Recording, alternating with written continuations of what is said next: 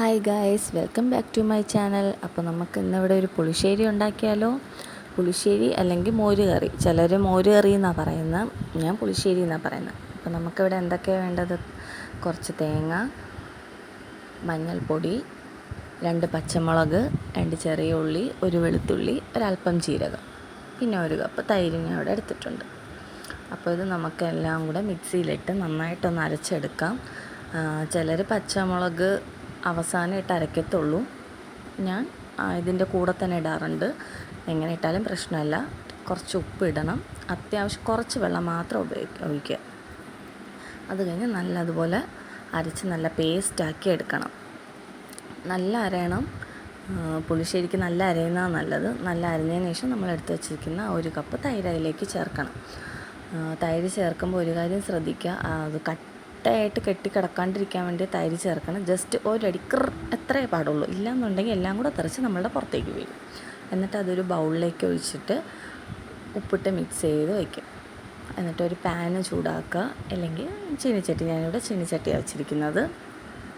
നന്നായി ഒന്ന് ചൂട് കഴിയുമ്പോൾ ഈ നമ്മൾ അരച്ച് വെച്ചിരിക്കുന്നത് അതിലേക്ക് ഒഴിച്ച് ചൂടാക്കി എടുക്കണം.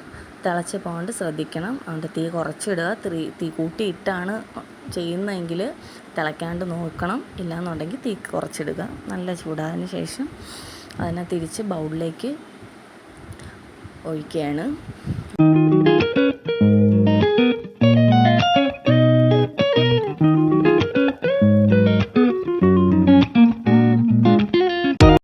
എന്നിട്ട് നമുക്ക് ചീനിച്ചട്ടി ഒന്നുകൂടെ കഴുകിയിട്ട് സ്റ്റൗവിലേക്ക് വയ്ക്കണം. അത് നന്നായി ചൂടായതിന് ശേഷം അല്പം എണ്ണ ചേർക്കണം. എണ്ണ ചൂടായതിന് ശേഷം അല്പം കടുകിട്ട് പൊട്ടിക്കുക.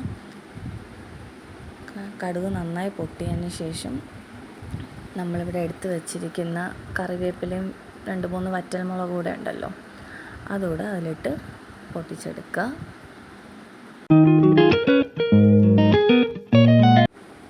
എന്നിട്ടിത് നമ്മൾ റെഡിയാക്കി വെച്ചിരിക്കുന്ന പുളിശ്ശേരിയിലേക്ക് ഇട്ട് കൊടുക്കുക. ഞാനിത് അവസാനം ഇട്ടതെന്ന് വെച്ചാൽ മുകളിലൊരു ഭംഗിക്ക് കിടക്കാൻ വേണ്ടിയിട്ടാണ്. ആദ്യം വേണമെങ്കിൽ എണ്ണ ചൂടാക്കി കടുകൊക്കെ പൊട്ടിച്ചതിന് ശേഷം അതിലേക്ക് നമുക്ക് ഈ പുളിശ്ശേരി അല്ലെങ്കിൽ മോര് കറി അതിലോട്ട് ഒഴിച്ച് ചൂടാക്കി എടുത്താലും മതി. എങ്ങനെയായാലും ഓക്കെയാണ്.